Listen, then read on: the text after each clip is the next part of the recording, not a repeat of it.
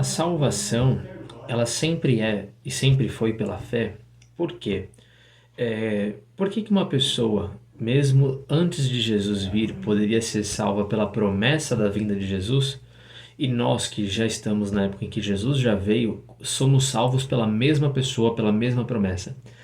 Porque quem fez a promessa é Deus. Deus não pode mentir. Portanto, quando Deus promete a vinda de Jesus, na linha do tempo, pode não ter se manifestado a promessa, mas como Deus é eterno, uma vez que ele promete, já está cumprido.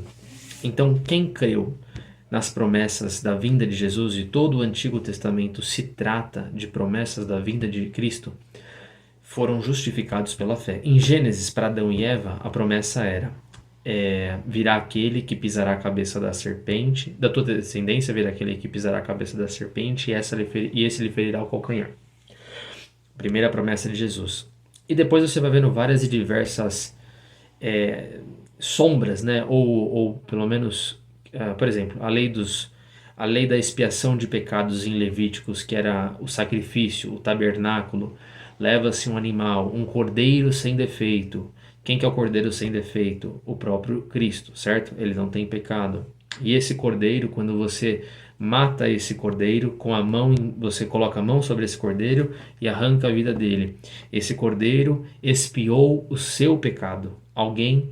A vida desse cordeiro representa o perdão dos seus pecados, porque sem derramamento de sangue não há remissão de pecados. Ou seja, se não derramar sangue, e sangue é a vida, sem a morte, sem o derramamento de sangue, não tem como haver perdão de pecados.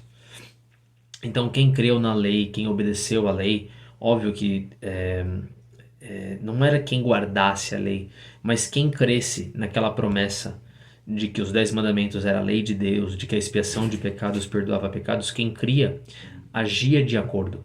Portanto, por que que Tiago fala no Novo Testamento que a fé sem obras é morta? Porque uma fé verdadeira vai produzir obras e vai produzir uma mudança de comportamento.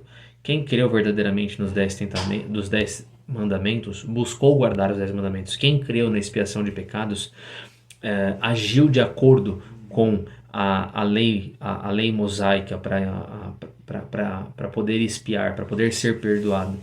Então a fé sempre vai promover uma mudança de comportamento na vida do cristão.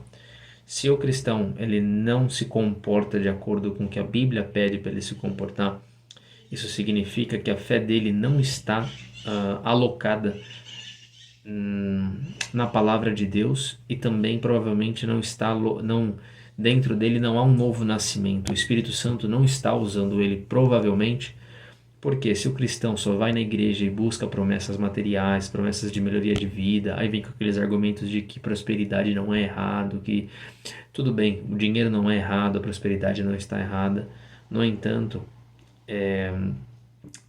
quantas pessoas o Espírito Santo tem tocado no seu coração para você evangelizar e falar da salvação? Por quantas pessoas você orou e pediu uma libertação, e você pediu uma melhora, e você pediu que Deus entrasse na vida dessa pessoa, libertou ela de uma enfermidade, libertou ela de uma situação financeira? Não você, mas pelo menos o Espírito Santo te levou a fazer isso.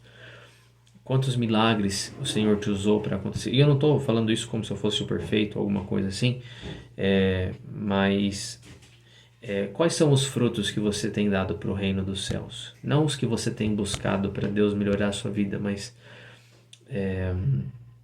qual tem sido os teus frutos? Porque uma árvore boa não pode dar fruto ruim, uma árvore má não pode dar fruto bom. Logo, se você não está dando frutos para o reino de Deus, é provável que você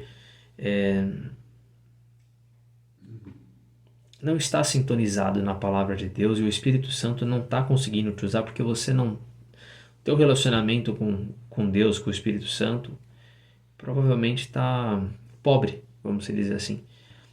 Porque naturalmente, quando você se conecta com o Senhor, você tem um relacionamento pessoal com Ele, você tem um relacionamento com o Espírito Santo, dificilmente você não vai sentir a necessidade e a vontade de falar de Deus, de orar por alguém, de agir com caridade, seja com uma pessoa que está necessitada. Não porque você está fazendo isso porque você quer ser uma boa pessoa, porque nós não somos. Jesus falou que nós não somos. Só há um que é bom, que é Deus. mas o Espírito Santo te pedir para você fazer alguma coisa, ajudar alguma pessoa. Quantas vezes você sente o Senhor te pedindo para fazer essas coisas? Se você constantemente dá frutos, significa que você está amparado na palavra, você está amparada no Espírito. Mas se constantemente você vai a Deus para buscar alguma coisa, você precisa lembrar de algo. Deus não deve nada para nós. Deus não só não deve, mas por amor entregou o seu Filho para poder remir os nossos pecados. Lembra? Sem derramamento de sangue não há remissão de pecados. Derramou o sangue de Cristo para poder te perdoar. Você não merecia esse perdão, você merecia o inferno, assim como eu, porque nós quebramos a lei de Deus, já mentimos, já desobedecemos pai e mãe, alguns de nós já fornicamos, enfim, se a gente seguir os mandamentos, você vai ver que a gente já quebrou a maioria, se não todos. Então nós quebramos a lei, nós merecemos o inferno, por amor o Senhor nos perdoou, essa é a graça de Deus. E quando nós entendemos isso, nós percebemos que não há nada que possamos fazer para poder conseguir algo de Deus, mas se nós conseguimos algo de Deus é por pura misericórdia e amor de Deus pela nossa alma.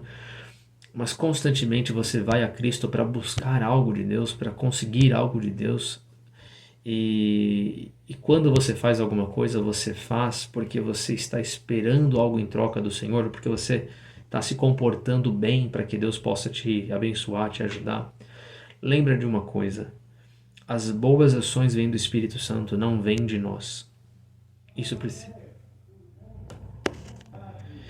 precisa ficar claro. Quando o cristão nasce de novo da água e do Espírito, da água é da água da palavra, não do batismo. E posso falar isso em outro vídeo, mas a água da palavra significa alguém que tem um desejo de ler a palavra, entender, e quando ele vai entendendo a palavra, ele percebe a sua natureza pecaminosa, ele se arrepende dos seus pecados, ele muda os seus caminhos. Então o seu comportamento muda através da leitura da palavra e do entendimento dela. E do Espírito significa, o Espírito passa a morar dentro de você. Quando o Espírito passa a morar dentro de você, o que isso significa? O Espírito Santo precisa te usar agora para fazer certas coisas. Caridade, orar por alguém, evangelizar, falar da salvação, expulsar demônios, operar milagres. É tudo um processo. No entanto, precisa haver uma preocupação, ou pelo menos uma atenção da parte do cristão para verificar se ele tem um relacionamento com o Espírito Santo, para poder escutar a voz do Espírito e também para não negligenciar a voz do Espírito, porque se o Espírito Santo pede algo para ti e você, por se preocupar mais com as coisas do mundo do que com as coisas de Deus, você negligencia a voz do Espírito, tudo que o Espírito Santo pede por vir de Deus é bom. Em Tiago fala, se você pode fazer o bem e não faz, comete pecado. Então, se por conta disso, por negligência da sua parte, você não está fazendo o que o Espírito Santo está pedindo, você está pecando contra Deus. E por conta disso, a consequência do pecado é um peso na consciência, é a morte.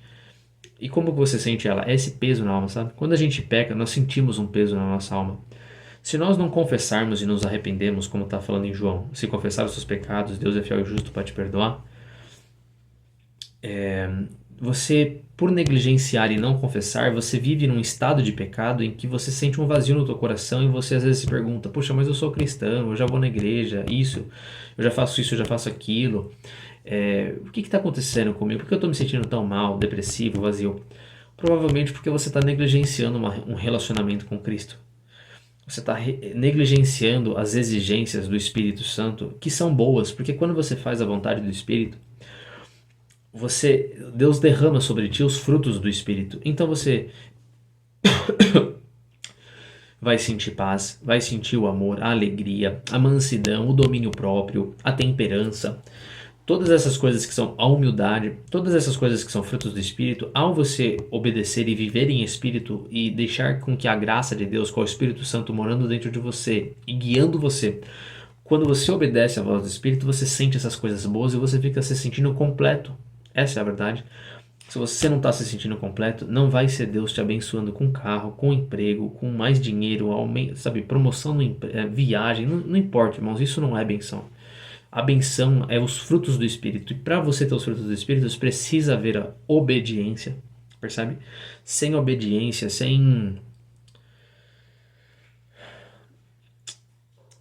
sem você se entregar para o Espírito Santo poder te usar, você vai passar apuros nessa vida. Você vai achar que está tudo bem na sua vida, mas no final das contas você vai estar buscando as coisas do mundo com uma capa cristã, com um entendimento da palavra, mas sem a prática da palavra, percebe? E ainda assim,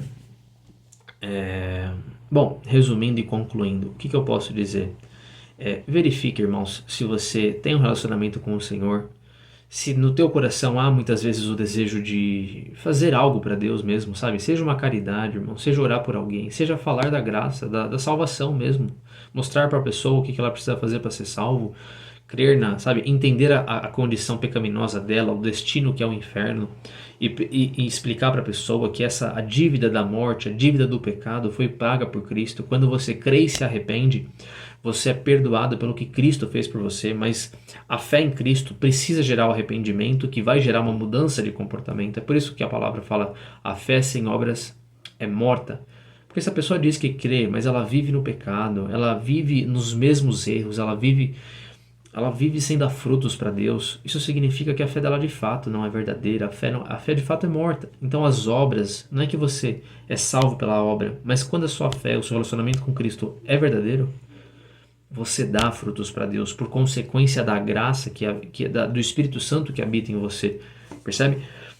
Isso é tudo, irmãos. Deus abençoe.